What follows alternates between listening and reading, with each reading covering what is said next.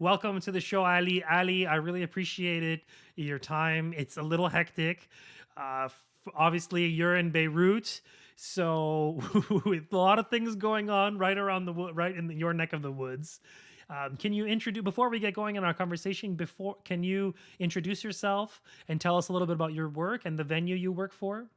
Yeah, hello. I am Ali Jezzini. I'm 29 years old. I am currently working as a producer for Mayadeen English, which is the English section for Mayadeen Network. We haven't started since a long time, like I think 2 years, 2 years and a half. So we're still like in the starting phase. We've been covering mainly the issues of the Arab world and our region in general, trying to introduce more the causes of our region and mainly the Palestinian cause to the not just the Western audience, but our people, maybe the second generation, the first generation, everybody that, or maybe the other people that support us that don't know the Arabic. So just transfer this narrative, our opinions, the facts that are happening there as well through this lens. This is my main job. But my other job is I write on military and security issues. It's basically my major is international relations, but this has been sort of a hobby for a long time, like reading maybe and writing, and especially like a lot of people ask, okay, where do you get your infos? There are multiple sources to that. You can actually get them from books, news, movies, documentaries, a lot of stuff. Even talking with normal people about their experience, maybe in other countries or here, it's kind of a very vast world. But the main issue in that is that it's actually collides with the technical world. So for maybe like if you want to talk about missiles, drone, everything, you have to have like a certain kind of knowledge with electronics, radar systems, and that. So it's like you could say you can't even graze, like with all these years, you can't even graze the top of the iceberg there. But it's just like so essential now in our region. Why? Because it's a lot of people I think delve into the say moral issues. Okay, we need to prove, say, to the Westerners or to like the imperialists that what they're doing is wrong. Okay, there is some sort like a part of the population that's actually oblivious in the West to what's happening. But what I think now mainly is gonna liberate our region, is gonna say change the sort and destiny of our population, is basically the material force, which have been proven over and over to have an effect. So I mean, even during the years, so how you decolonize, how you liberate our land, how you regain your political sovereignty and control over your destiny, your dreams, your natural resources, whatever, name it. So that's basically what I would say that pushed me directly into the world of like security reading or military studies in general, because it is the way, according like that's what I think. Some people may think otherwise. Well, also, like people over here who think of military as like some issue far away is because they don't have wars waged on them 24/7 by the world's most violent imperial powers. So, Exactly. yeah, if you're gonna I understand. I've seen the If you're war. going to think in yeah, exactly. You were born after the liberation. Or no, just before. What am I saying? No, you were 6 or I'm something, right? 94. 94. Oh, right. So that yeah, so you remember when the Zionists were kicked out. Yeah, I do remember. Like a vague memory. I was 6 years old, but I do remember like everyone was happy. I went with my family to the borders, and it was a nice experience. Like, but I didn't quite grasp that. You say a few years ago, maybe like a few months ago, we couldn't have gone this far into our lands that have been occupied. And then, like the thing that woke me up actually in 2006 was mainly being bombed. So I remember a journal, like it was Al Intiqad, I think. They actually wrote kind of an infograph. They made an infograph about the missiles and like. So I started like I was 11 years old and I didn't have like any internet there. I didn't have a lot of books, so I started reading the old newspapers I have. So it was like a month of reading. So I think that's actually, people ask me, when did you start getting interested? Maybe there, like under bombs. Maybe like my town directly wasn't bombed. I'm now speaking to you from the south, like 25 kilometers from the border. They bombed the Oh, I outskirts. thought you were in Beirut. I work in Beirut, but now it's today is my day off. So, but basically, I live in the south, like 25 kilometers. from the border. So basically, yeah, that's where it all started. Not as a hobby, but as okay, we're being bombed by this, we're responding. So what's going on? I mean, to a child, that's just the mental thing, and then it just keeps going as a curiosity, but then as a, it turns to be actually your job.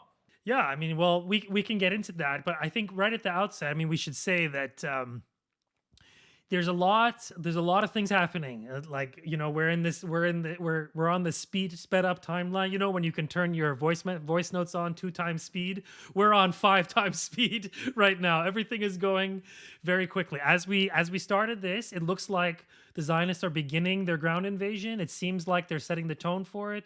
There's a complete blackout. I'm recording this on October 27th. It's midday. So part of the work here, and I can't even imagine what it's like for you guys over there because you're in the midst of it, is just keeping track of all the developments. Now, the reason why I got in touch is I saw this amazing thread you did on this very interesting development. Now, be living over here, one thing that you realize is that there is this thing called mainstream news, and it kind of has it, and there's, you know, there's a finite number and small, getting smaller, of certain venues and publications, outlets, whatever, TV, print, whatever. And there's kind of a general tone to the conversation. There are topics that pick up every now and then, and sure, they're not all writing about the same thing, but they all more or less pull on the same rope in terms of their coverage. So a lot of stuff that gets missed that I find like, oh wow, that's really sort of has a lot of meaning, and you know, doesn't get isn't much of interest to, like, you know, the mainstream people. But whatever, that's nothing new. But there is actually a lot of military people in the US. I mean, the military takes up a huge portion of the US GDP. It keeps hundreds of thousands of people employed. Maybe you could say millions, probably millions, of the US population. Yeah, exactly. Like, forget the janitors, like just the weapons factories alone. I mean, it's a vast.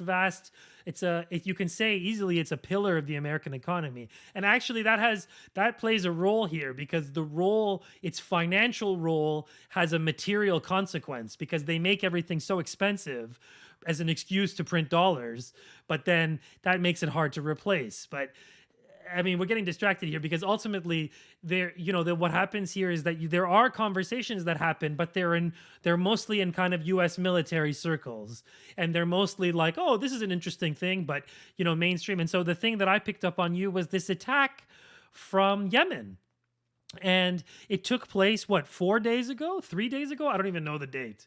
Uh, and it was covered a little bit, and there was actually from what I remember, there was a press conference from the US military during it where they say, oh, this attack is ongoing. And I think overall it was 9 hours. Can you fill us in on what happened, because we can kind of learn a lot of lessons from the bigger problems. Yeah, so basically back then, that was the first time actually missiles and drones have been fired. The types of the drones and missiles exactly have not been like identified right away. We can actually compare it to many models that have been used during the Saudi led coalition's war on Yemen.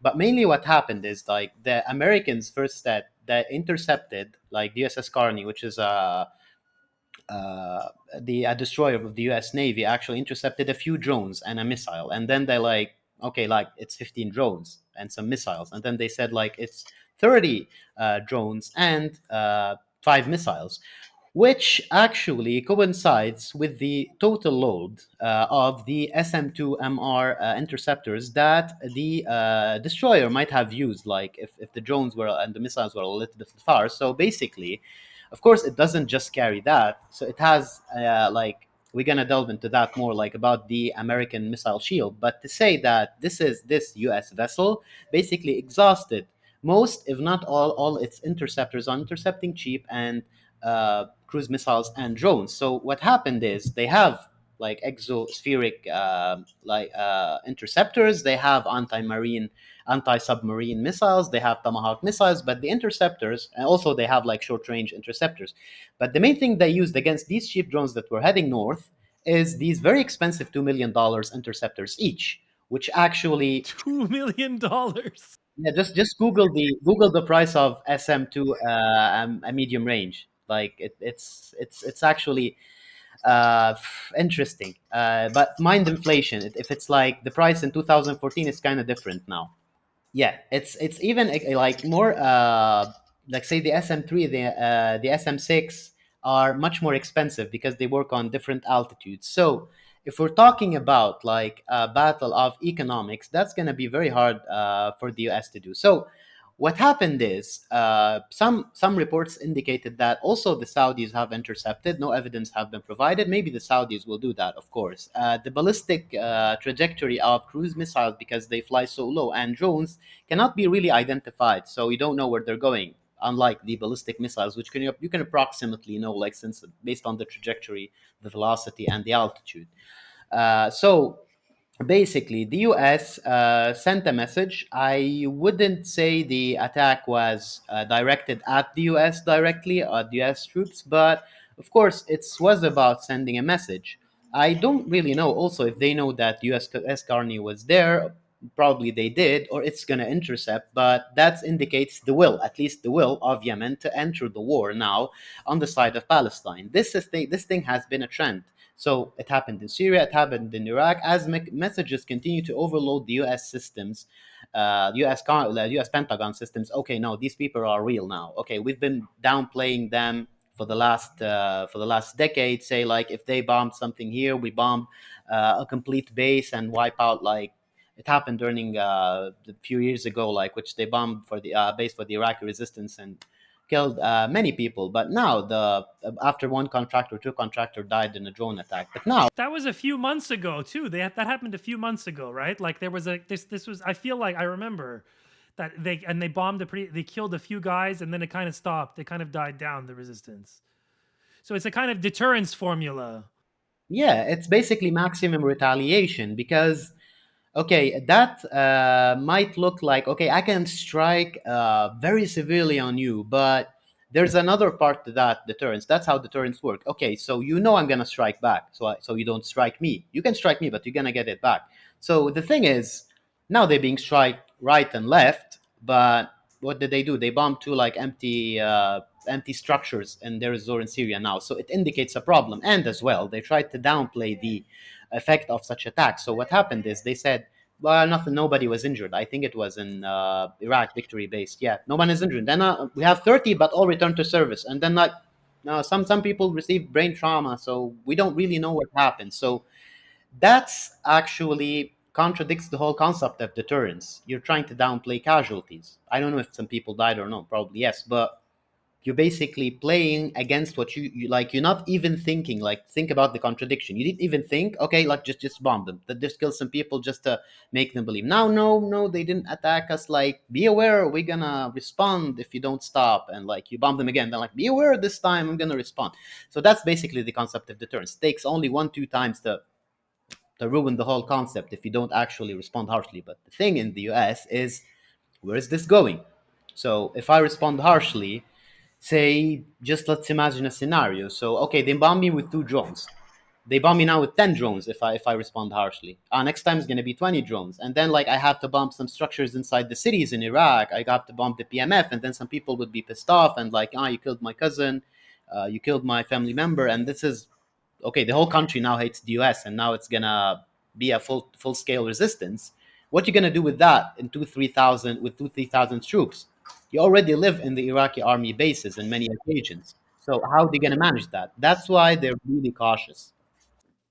Yeah, because ultimately, like the U.S. empire left Iraq, right? It doesn't have the numbers to establish true deterrence against this force. And it's interesting that the sort of story here is this kind of it's this whole extremely violent sort of genocidal 20-year long period that begins in Afghanistan and has kind of in terms of like the story of the troops, if you kind of like name as like the number of US troops in a region as a kind of expression of their level of dedication, that this is a strange kind of like it goes like like this, and then we're kind of now at a point where it's very low, right? So like it's their investment, they have obviously divested human resources and a lot of their hardware is gone. I mean, we know they left Afghanistan, they left Iraq, in the sense that that they moved the vast majority of their troops, but they still retained a lot of their bases for surveillance and for air war and to occupy Syria still. We know they're still in Syria occupying them. But the thing about American power is that there's like only 900 troops in Syria to cover a third of the country, right? Like this is so what covers them is the brand name of America, right? Is that threat of deterrence. They say, "Oh, if you can kill us 900, okay, you can probably march into our base easily because you have millions of dudes here and they all have like just as strong weapons and stronger and like Americans don't care about their mercenaries. It's not like it'll cause a big brouhaha. I don't think Americans care about their losses the way that other countries care. I mean, I think that's just like, and that's why it's so easy to lie about them. Like, there was, yeah, I mean, that act of retaliation partly was they sold the number of deaths. I think it was like just under a year ago, maybe 9 months ago. They said the deaths were in some helicopter accident in Kentucky or something.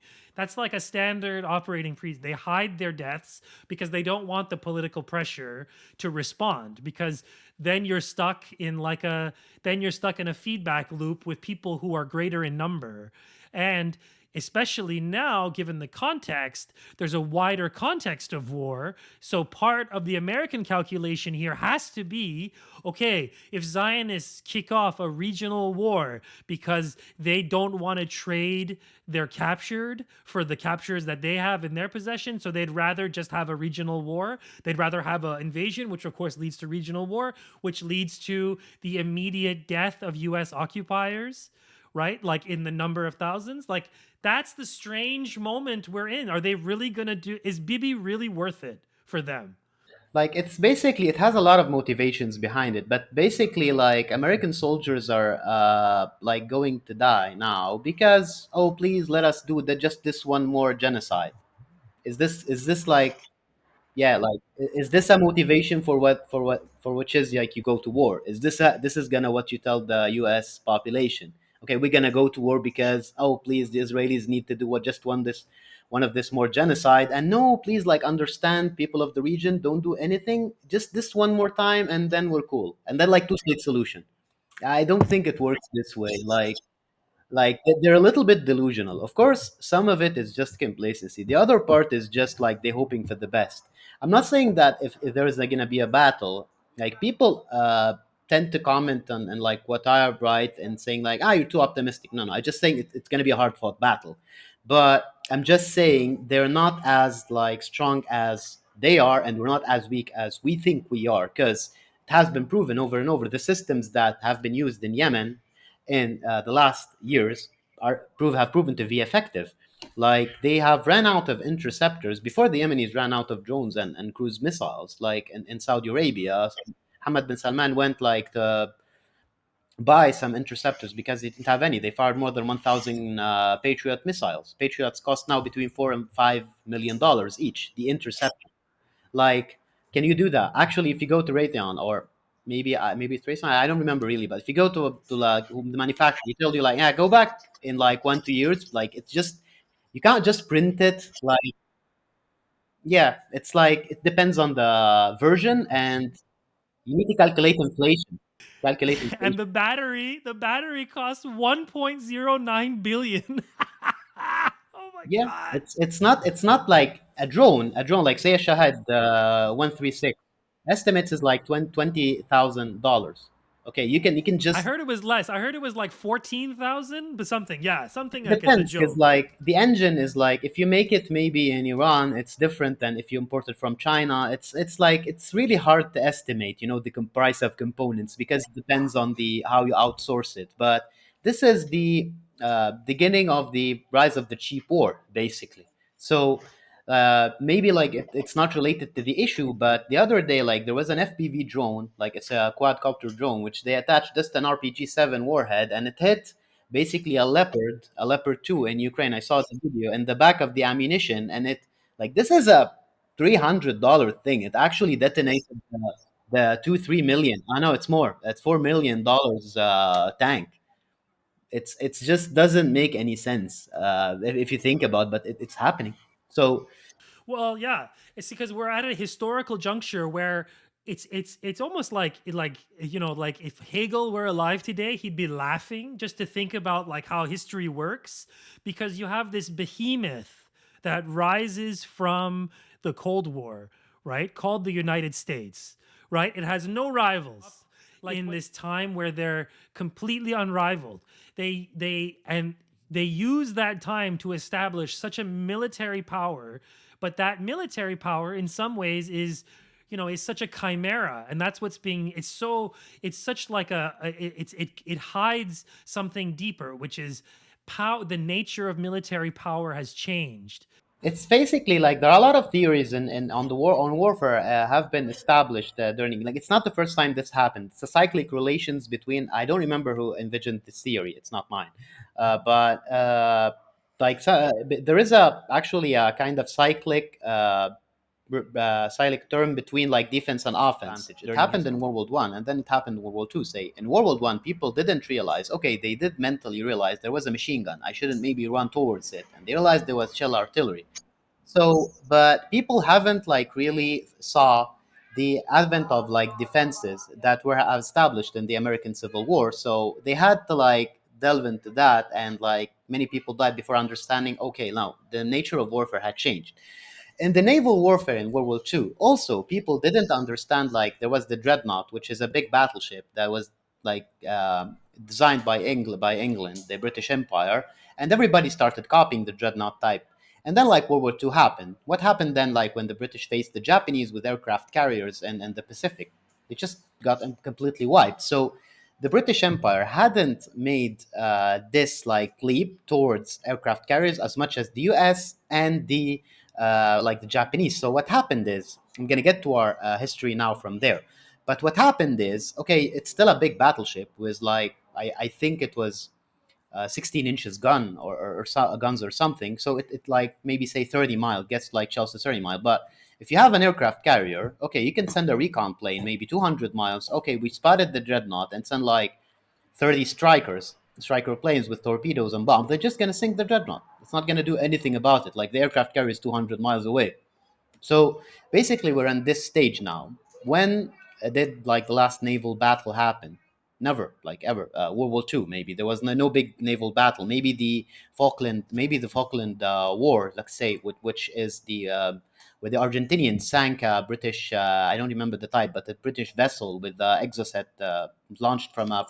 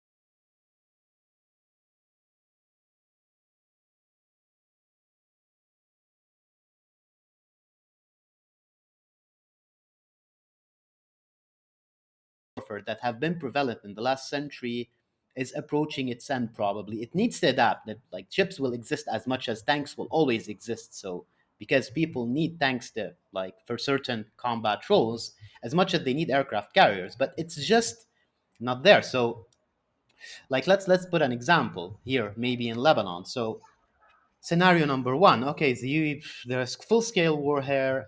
Missiles are launching on both sides. You're launching missiles here from Lebanon. So the USS carrier and the USS fleets can approach like to intercept the missiles. How much did they have interceptors? I told you already, like maybe 30 SM2s, 8 SM6s, 8 SM3s. So it's actually pretty limited. So the thing is, that how much can you still like hold, and then there is the ballistic trajectory of missiles. If you launch them from here, you need to actually have some fuel to intercept the missile. So say like the range of the missiles is 150 kilometers. You can't launch it from the middle, like from next to Cyprus or Crete. You know, you need to get here. But then if you put it here, like at 100 kilometers, so the missile doesn't like reach the target at the last end of its fuel and it has like some maneuvering capabilities. 100 kilometers is nothing. Like, if you remember, the military media of the resistance here published a video like the last when there is the Karish field, you know, the demarcation of the economic interests zones. They actually published a photo where they thermally they actually managed to spot the what do you call it, the gas hub, like the Israeli gas hub, which is 90 kilometers away from Haifa. So calculate the distance. It's more than 100 kilometers. You can easily spot They that. sent three drones, and they sent three drones, right? Like to look. There was a pure exercise, something like, yeah, like three drones got them to back down and make a deal. Yeah, maybe these cheap drones, I mean, instead of sending three, could have sent 30. What would have happened? So the idea is that if the US wants to get here, it has to get its hand dirty. So you can okay, you can stay maybe 500 kilometers in the Mediterranean bomb and use like your airplanes to bomb here. But still, if you want to intercept the missiles, you have to get closer. Even like it's even worse if you have like maneuvering targets because like the missiles will still consume more fuel because it wants to maneuver to recalculate the say the trajectory of the missiles. So you have to even get closer. So that's why say like I'm going to explain this to people. If you have maneuvering missiles, which is Iran basically has almost perfected. Yeah, Incoming, you mean? incoming. Yeah, if you Say the Hajj Qasim, like a missile, which actually is a hypersonic, partially hypersonic missile, that it's a maneuvering warhead they have. Like, so it changes its trajectory to fool the missile system. So what happens is it's a battle between the interceptor and the missiles. I'll explain it like and really try to simplify it. So you see, the missile goes here, and it's like tries to dive and go right and left and like. So the interceptor recalculates, but it has limited fuel. Some interceptors have multiple stages to like give it a bit more range. But if you keep adjusting like your trajectory, you're gonna consume more gas. So say if you go, it's like going in a faster in a car. So basically, the range of interceptors intercepting the missile is going to get less. So thus the the ring that you can cover is much less because you need to keep like just instead of going straight on a straight line, you need to just keep going like maneuvering to follow the trajectory of the maneuvering missile to follow it and shoot it down. So instead of like covering 100 kilometers, you cover 50, 20, 30, depending. You can cover like very limited area. And then what makes it better is that you're going against gravity as an interceptor. So you have to consume more fuel, while the incoming missile or warhead is gliding with gravity. So that's the contradiction between the attack system here and the defense system. There is an undeniable superiority of attack systems against defense systems, not only in like kinematics physics, but also in price, as we have explained earlier. So maybe like a maneuvering missile would cost around, say, like there is no price, but I would like put it on 100 between 100,000 and 200,000, more $200,000 for like the more advanced. A warhead, an arrow warhead, is gonna cost like, if I remember, or maybe a THAAD at 8 million. these are U.S.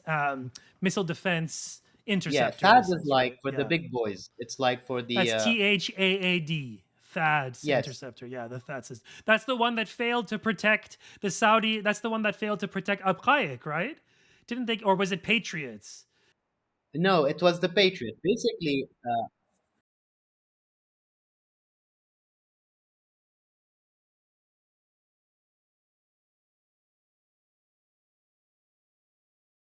for smaller missiles, smaller projectiles, like, you know, artillery shells around 70, 80 kilometers range, because they fly a ballistic trajectory, which is actually quite low. Then comes the Patriot and the David Sling, the Israeli David Sling. Both of them are very expensive. The Iron Dome missiles cost between $50,000 to $100,000, depending on inflation, depending on many factors. The other missiles cost like around 1 to 2 million to 4 or 5, depending on the type, with the Patriot, the latest version.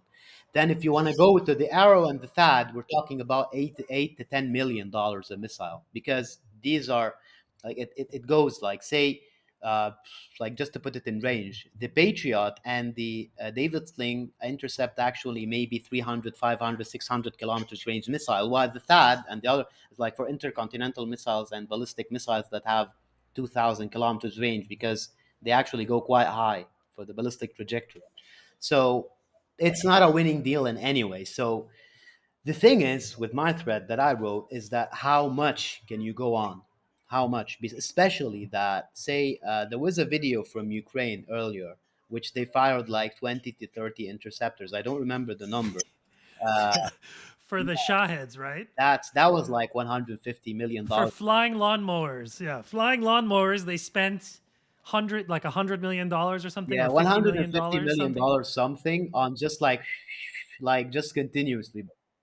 That's like a few million. Like, American taxpayers were very happy. Like, okay, just burnt it now. So Yeah, I mean that's the strange thing about American power, is that its military power is the excuse to have financial power, because it's dollars and it's the whole world working on dollars.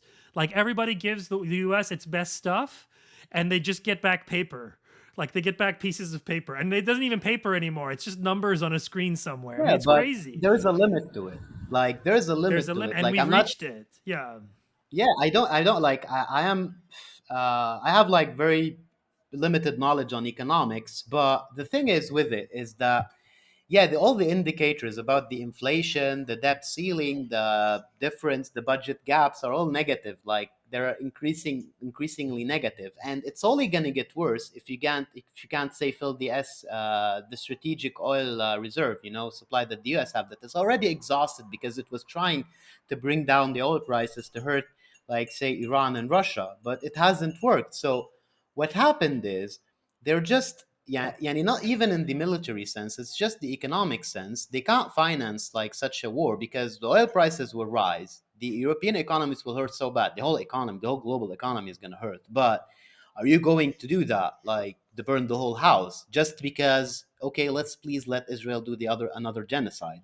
You see, so there is actually warmongering, the neocons in the US, but inside the US administration is pretty diverse. So you have liberals, you have realists, you have like a lot of people that are actually saying now, is it really worth it? Because we've been saying since Obama times we need to pivot east. So how much can we save? Like, say if the US now can enter the Middle East, and like, let's get it done within max 2 weeks, like wipe everything, wipe everyone, the floor with everyone, they would do it. But dragging this thing, which is what the axis of resisting is doing now, and like sending messages like that are raising the costs on US troops, on US economy, is just what making the US, okay, maybe I should just take this drone strike and shut up about it. So the thing is with the Israelis is that they are very limited. Now we'll move to the Israelis. So what the U.S. is sending a message now, even with the drone strikes and the response, their very limited response yesterday, is that, okay, please understand, this is just related to the drone attack. We're not a participant in the war. We're not genociding Muslims. Okay, you do believe that. Maybe Macron will clap to you and say like, yeah, yeah, go boss, like, you're right. But the people of the region, of course, they say like, nah, it doesn't work this way. So you can just like clap to yourself the whole day and say like, I'm the good guys and thing. But people are getting more radicalized here as more war crimes are being committed, and there is no way we can anticipate how the region would look like. But say the rate at which like protests are happening in the Middle East is getting really dangerous, and a lot of monarchies, say in Jordan and in Egypt, with like, not a monarchy, but they're gonna find it difficult to balance between like being complacent and like follow, well, okay, like try to help the U.S. with what's happening, and like between the populations that's gonna protest, and somebody is at one point probably gonna get shot. So are you willing to take the consequences of that? Because we know how when people get shot in the streets, you know how it happens, how it develops since 2011 in a lot of countries. So basically there is a lot of variables, but on the military term, let's put just like the scenarios I've put in my thread. So the Israel now, the Israelis have to either attack Gaza, which is since we started this thread, I haven't had time like to actually delve in the details of the attack. Uh, Actually, they have started bombing. So what's going to happen? Either they're going to ethnically cleanse like the Gaza, or at least one part of Gaza, which is Egypt is saying, okay, don't want to take any refugees. Egypt is saying no, it's a national security issue. So these people are gonna stay there. More people will die either by hunger, either by disease, either by crime, by like directly bombing them. It's not a good thing to have to the US. You're going to sacrifice your image in the whole world. People will get radicalized, and there is very, very high chance that even people here in Lebanon say, like, I'm going to give you an example, that for political reasons or for maybe other reasons, like hated the axis of resistance. A lot of people are saying, like, no, bro, like we can't even take it. We're going with the resistance, with the Lebanese resistance full side. I was surprised. Like there was. An imam, that the other day he said something. He was always against the in Lebanon. He was always against the party, but he said like if Hezbollah goes in the war now, we're all fighting with it. We're gonna fight at your right, at your left. We're not gonna leave you alone. And there is a lot of influential people that actually are not an indicator, but it gives you the vibes that's going on here because you're just massacring people. That's nothing that you can defend. So this is scenario number one. If you keep going and other fronts will open, you have to kill more people. Killing more people now, and the emotions are very high. It's just gonna get everyone radicalized, and you're just gonna get yeeted out of the Middle East. They're getting us, the Zionist embassy in Amman is surrounded by protesters, and Jordanian police are firing back. So this is your other one of your other scenarios about a protester who gets shot. Just a second of something. Yeah, there's tanks in Beit Hanun. Ah, Well, did you like being together during history? I mean Because we're it's together. We're together during history. yeah, you can't actually like just grasp that the speed at which is this happening. There is like some reports of UABs and BMs being launched from Yemen now. Wow, let's see how this is happening. Like the number will definitely increase. Like plus it's called like it's a Western name, of course, it's West Asia, but it's called the Middle East for some reason. Why? It's there is all the straits here. So Yemenis, Bab el Mandeb, Hormuz Strait, and then you have like the Bosphorus and the Canal of Suez. So what are you doing exactly? So there's other scenarios that like military scenarios. I'm speaking about escalation here.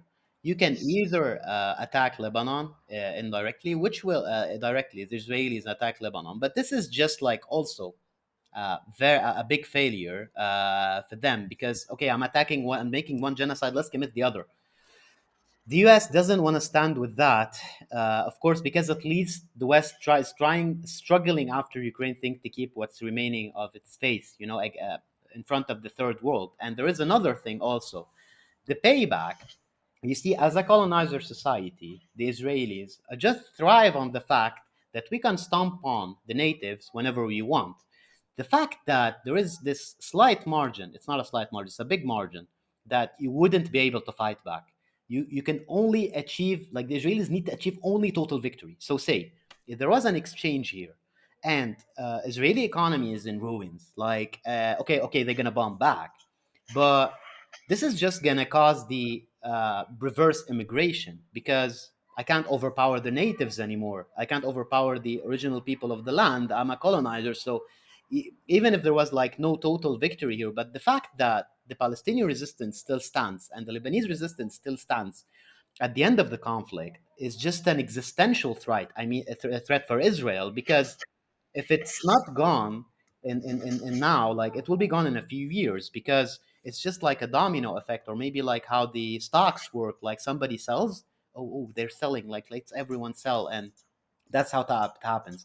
Of course, everyone, like some people will stay. Maybe if it escalates, more some people are more ideological than the other. But the fact it's an advanced economy with much like liberal high income economies, they're not as say ideological. I would say ideological people, not in a positive or negative sense. I'm just making a description that are willing to fight like for the cause to the end. Okay, I'm working like say I'm an Israeli working in IT. I have double citizenship. Okay, Tel Aviv gets Yeah. like gets Gaza now.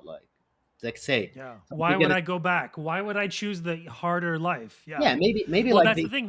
What makes them strong, what makes their population able to grow is also the same thing that makes them easy to reduce in numbers because people just leave. Right? It's like a logical problem that Zionists have. Is that yeah, you want to collect your people from around the world.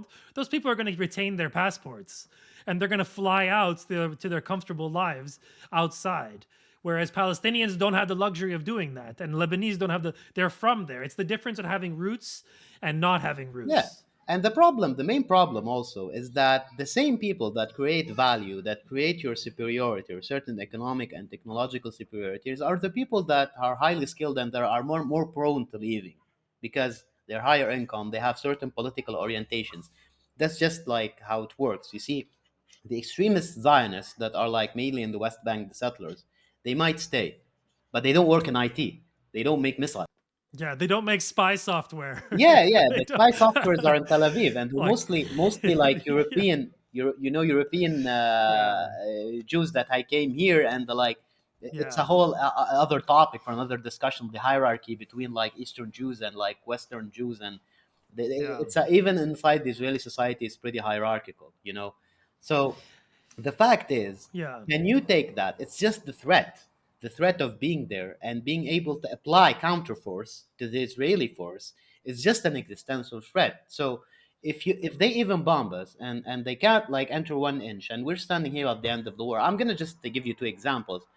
90% of the people that have are from the Gaza envelope settlements are not going back, you know, unless you it's not about Hamas. They do just like get rid of Gaza, get rid of Gaza. And a lot of people also, I read like some interviews with some people in the like northern region here. They said like we're not going back until you get rid of Hezbollah. So okay, I guess you can try, but so Well, all the rules of engagement have changed, right? There's no, because of the Zionists themselves initiating this response of theirs to what happened. I mean, we really should talk about October 7th and how that exposed, like almost as stupid. I can't believe I'm saying this. I can't believe I'm making this analogy, but I have no choice. I was raised in the West.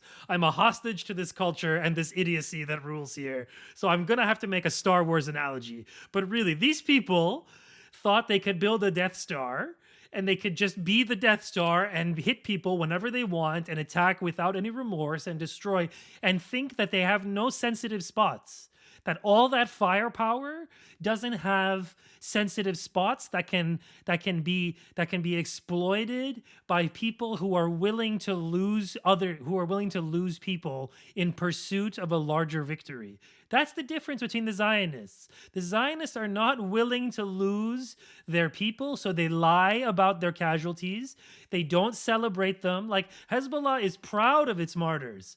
The Zionists lie. They say, "Oh, they fell off a cliff in Nepal." Like, oh, it's a strange, and that's the same thing with the U.S. mercenaries too, because military deaths are only used towards political ends. So if it doesn't serve the political agenda, your life is gonna you're actually gonna die in a helicopter accident in Kentucky or something or Tennessee, right? Not You're not gonna die stealing Syrian oil and killed by Iranian missile technology. Actually, it turns out they're shooting. Apparently, the resistance in Gaza is shooting Badr threes. really, Yeah, they're shooting Badr threes according to RNN. they Man, it's wow. really popping off. Yeah, I didn't think Um, they didn't think. Oh, that's they had significant numbers of these. Oh, that's interesting. yeah, Yeah, but yeah. So this is, yeah. I mean, I guess. I mean, how do you? It's so. Actually, let's talk about October 7th. October 7th. There's a lot of myths about what happened. From what you've read and what you've seen discussed, what's the general number? I mean, first of all, the number 1400 that Zionists have been peddling since the beginning is complete balderdash. It turns out it's something like 600 something, right? It's half the number, less than half, something like that. But from what you've heard, what are the sort of lessons from October 7th? you see, on October 7, it's basically on the on the first aspect of it, it's a total, before it being like a military failure, it's total intelligence failure. Why? Because it hit so hard. It hit so hard, like the Israelis, on so many levels. Because first, they lost this ability, like to overpower the natives, which they always bragged about. So, because, say, the natives here, the Palestinians, okay, they managed to kill one soldier here, one soldier there, but it's no big deal. Like, we can just live on with that. But this is like just a shock. This can happen to you if you live on stolen land, if you live on land which people have been genocide and ethnically cleansed. So, this is one, number one. Number two, because the Israeli security theory is dependent so much on warnings, on like they have this shock since the 73 war that okay, this is an intelligence failure that almost got us to get yeeted. You know, our regime, our occupation regime, could have been finished by an intelligence. So already have this kind of memory of okay, they're preparing something against us always. This is always going to stay there. It's never going to go out. So part of the massacres that are committing now is they try to erase the memory of, okay, the Palestinian resistance managed to just smash the whole Gaza division and go inside. And if they had more power, they just could have collapsed the whole West. Or maybe if they had planned, like maybe, okay, this is a success, as much as a success as it looks like. I think the resistance just didn't expect, this is my theory, I don't know, we didn't expect that the Israelis will break as hard as they did. If they had expected, they probably would have got another brigade or two inside and just like went to the main military airports, which was like 40 kilometers to the east and 30 kilometers to the north. They just like imagine driving on a highway, like you get there by 30 minutes. So the thing is, it actually touched the Israelis really hard because now the situation changed. Okay, they can't live with the Lebanese resistance anymore. Say, like, let's put it, okay, we got somehow like we finished Gaza without starting a regional war and like getting defeated, uh, and we can't just tolerate that there is so much powerful guys in the north that at point blank they can do an October 7 on us. They can do that's in their mind. And it's going to be 10 times worse because they're 10, 20 times stronger. So they just like exacerbated their existential, worries about being here because they always know it. It's that's like deep inside them, this existential worry. It's not like, yeah, we're going to get defeated. No, but they have it. Like, we can get defeated. The defeat means okay, we're gonna like all this games. Okay, let's just get it done with. Like, let's just leave. So it's just exacerbated it. And then like the belief in the invincibility and the strength of the Israeli army, they always tried like to fix it. And then like after the 2006 war, they went on this spree, So let's modernize it. Let's try to make it into more digitalized army. Let's use more AI. It's more like 2014 and after. And there is like Afif Khavi, the former chief of staff, went on like he was the head of Aman, the Israeli military intelligence. He went on like this combined arms warfare, like to try to make it explain it, like let's explain it more, maybe simplify it, like to make the route between the info and the soldier and the arm that's going to execute the killing much shorter. Like, say, instead of calling it like on I need an strike here, like just put a coordinate. It's got just an example, like you put it on a big system that actually analyzes the data and then gives it to the Air Force directly.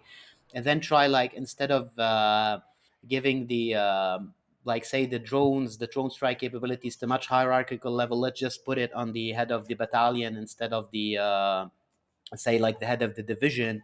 And like they tried to fix their like such issues. So the main thing is like they believe that we did it, like we're geniuses, we did it. And then this came like this slap, like, now you didn't do it, you're back at point zero, you can be defeated. So it actually is worse, and it comes in an era of where, okay, now Netanyahu is promising he would have normalized with Saudi Arabia. He promised that we're gonna become a normal being in this region, and we're gonna have normal relations, Turkey, Egypt. Like, they're only gonna be like these thugs, the Axis. Now I don't know, now they're not gonna do anything.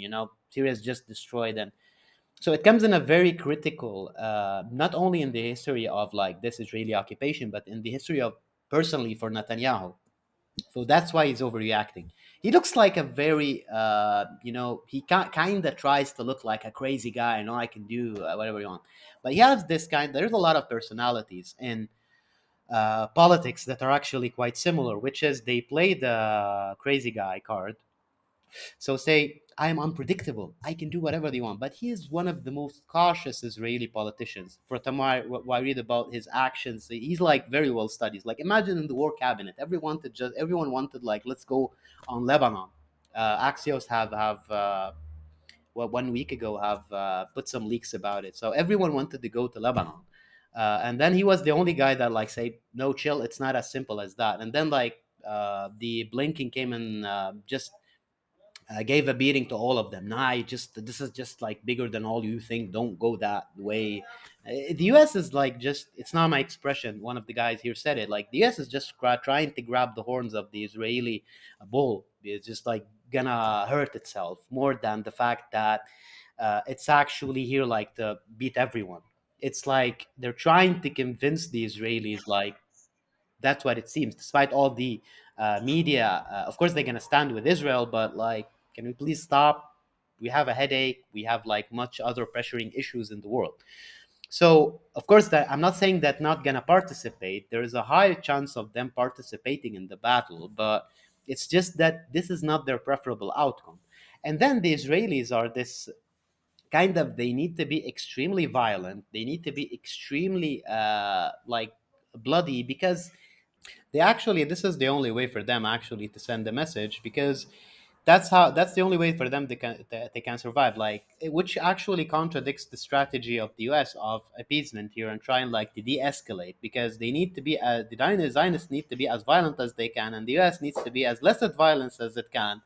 So that's actually going to explode at some point and plus all the costs and like the uh struggling the economy is doing in the US. As much as people are there are warmongering people in the US, the thing is that they're like just overstretching, the imperial overstretch. They're getting to a certain point where they just can't print more, like as vaguely speaking, as metaphorically speaking, print more dollars. So the thing is about it, as I was saying, I don't know if before like the connection went. So the thing is that it's they sent the aircraft carrier to send a message to Israel that we're here. So you need to de-escalate rather than trying to beat the whole region. It's not because otherwise the indicators would be different. Like Blinken would be speaking differently, Biden would be speaking differently. They wouldn't try like to downplay their casualties if they actually want to respond, because otherwise they need a pretext. So basically, it's more like okay, we're here until we get Israel to chill and like they maybe partially get part of the it's what it sees as a job done, and then we're just gonna like just get out of here. And because we have more concerning issues, which is China now, which is actually the real threat to the U.S. interest globally. So that is the geopolitical reality here, I think. So it's this will be the last question because I know it's probably a lot happening there. I mean, what happens next? Yeah. So basically, I was just reading now some of the occurrences. So what I understood now, it's pretty early to judge because Israelis actually multiple times did some kind of feint attacks. So it happened in 2021 where they actually said like even leaked it to the media, said like, yeah, we're going in now. So they can like uh, say to the like the Palestinian resistance fighters go in the trenches and then they bomb the whole like frontline trenches. They tried doing that in 2021 and it failed actually with their commitment. So after a while, because it was also a big intelligence failure back then. So we can't really say it's happening until it happens.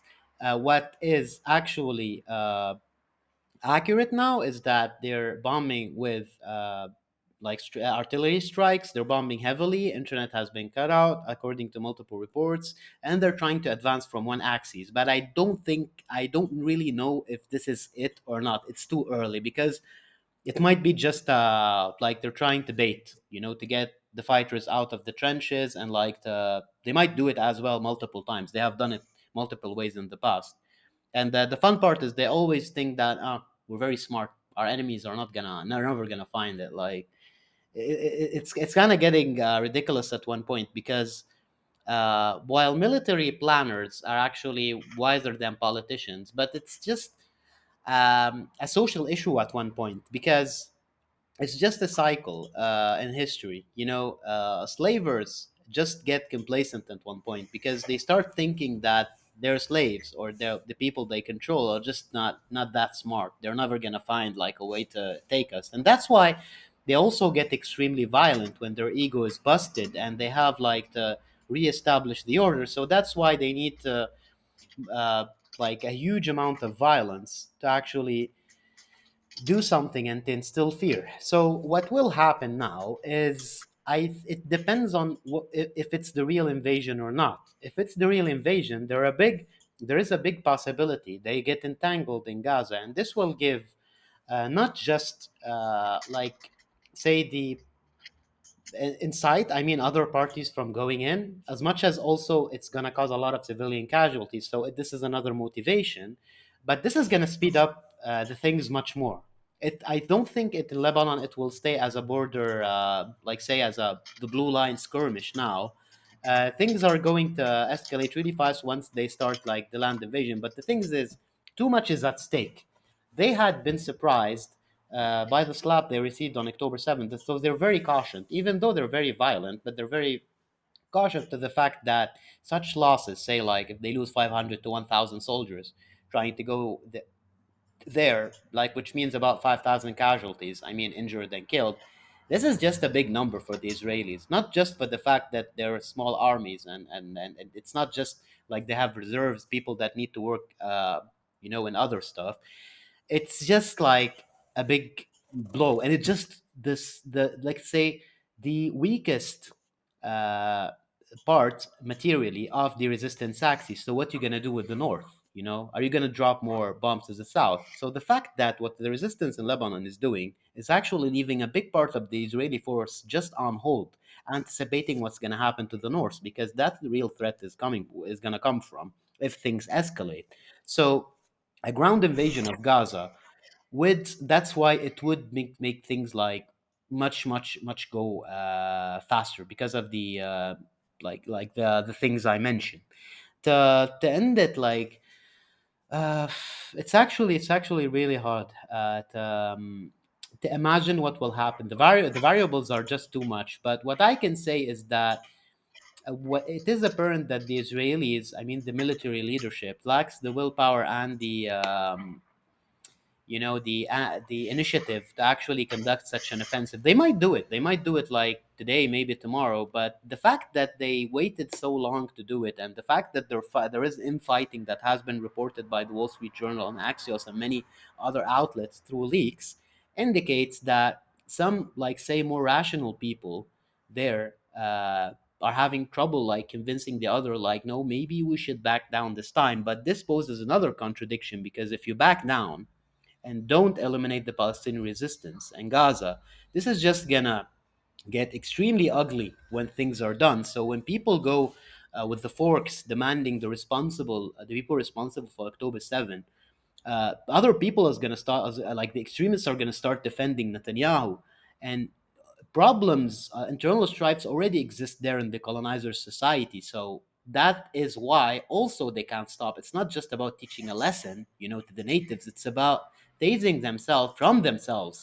from not killing themselves if things like start going sour. Once they're done, people might like the economy might go bad. People might start escaping because you didn't finish Hamas, and people will start blaming people, and it's just too dangerous. They can't accept it. They need to do something, but doing something is extremely dangerous and costly.